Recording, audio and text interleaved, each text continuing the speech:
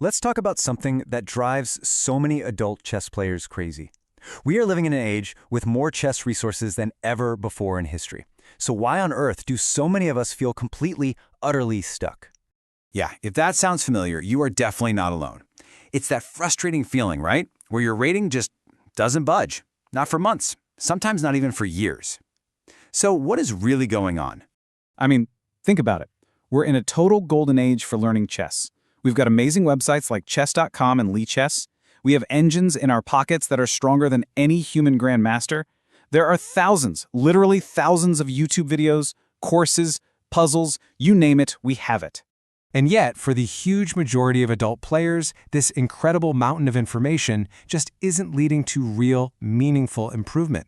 It feels like it should be working, but the results, they're just not showing up. So here's the most important thing to get right off the bat. The problem isn't you.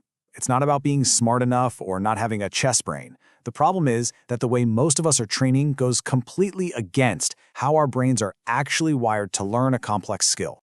To really get to the bottom of this, we're going to break it down into 6 common cognitive traps that keep players stuck.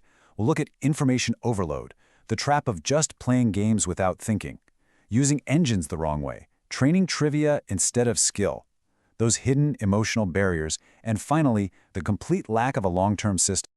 Okay, let's dive right into the first trap, this massive confusion between consuming information and actually learning something. This is the heart of the matter right here. Watching a YouTube video or reading an opening book feels super productive, but it's really just passive exposure. You're just letting information wash over you. Real skill isn't built by just seeing something. It's forged through doing, through active engagement and deliberate repetition. So what happens? You end up with a brain full of random chess facts. You bounce from one opening idea to the next tactic without ever letting anything sink in.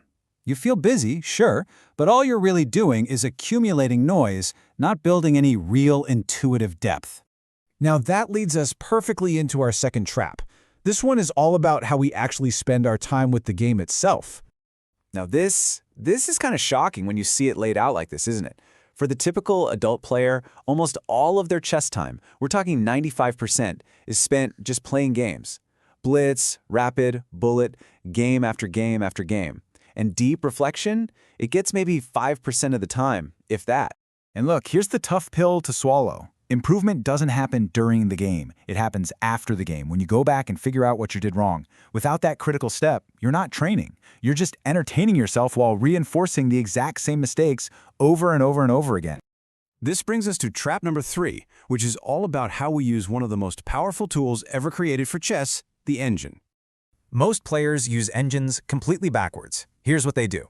They lose a game, they're frustrated, and boom, they immediately flick on the engine to see the right move. The right way, the way that actually builds skill, is to force yourself to analyze it first.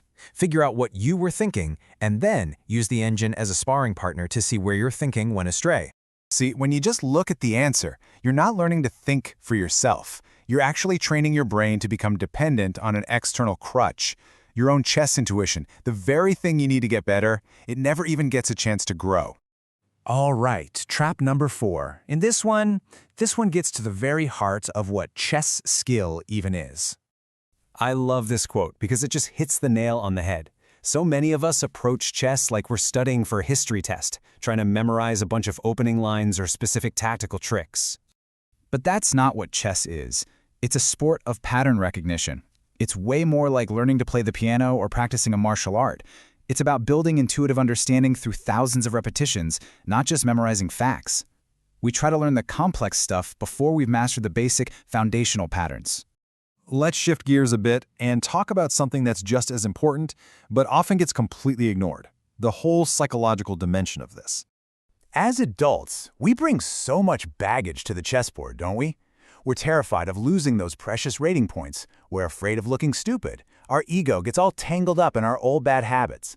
And all this fear makes us avoid the very things that lead to growth, like playing longer games where our weaknesses get exposed.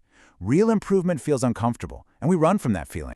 And that brings us to the final trap, the big one that ties this whole mess together: the complete and total lack of a coherent plan.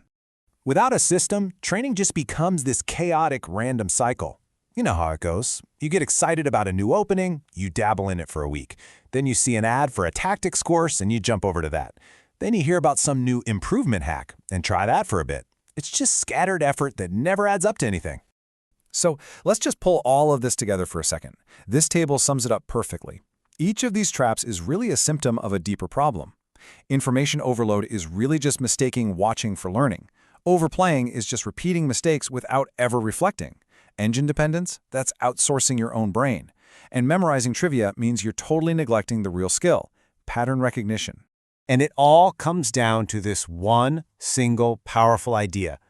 Real, sustainable, long-term improvement in chess, or any complex skill really, it only happens when your training methods are in sync with the basic rules of how the human brain actually learns and automates new skills. So, we've diagnosed all the ways things go wrong. We've seen why so many people get stuck. The big question now, the one that really matters, is what do you do about it? Knowing all this, how do you actually build a training system that works with your brain, not against it, and finally helps you break through that plateau?